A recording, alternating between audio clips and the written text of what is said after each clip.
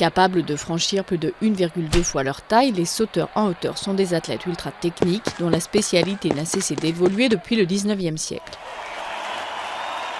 Ils prennent au début souvent leur appel pieds joints pour sauter tête la première. Mais pour éviter que la discipline ne se transforme en performance d'acrobate, les règles l'interdisent très vite.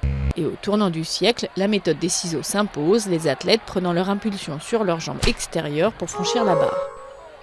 L'Américain Michael Sweeney saute 1,97 m en 1895 avec une variante qui déjà évoque ce que sera le Fosbury, le retournement intérieur.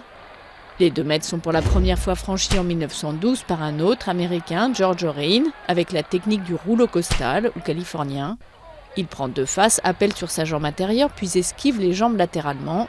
L'ensemble du corps passe la barre au même moment, à l'horizontale. Le rouleau ventral apparaît à son tour dans les années 1940. Les athlètes prennent encore appel sur la jambe intérieure, mais enroulent cette fois le corps tête la première autour de la barre. Le règlement l'autorise de nouveau depuis 1938. Le Russe Valéry Brumel établit ainsi un record à 2,28 m en 1963. Mais la plus connue des révolutions intervient aux Jeux de Mexico en 1968, quand l'Américain Dick Fosbury franchit la barre de dos à la surprise générale. Il s'approche en s'inclinant en arrière, prend appel sur sa jambe extérieure et propulse son corps en hauteur vers la barre dans un mouvement de rotation de la hanche opposée. Comme en saut ventral, il saute tête la première, mais cette fois le corps face au ciel. La technique permettra au Cubain Javier Sotomayor de sauter 2,45 m en 1993, un record toujours inégalé.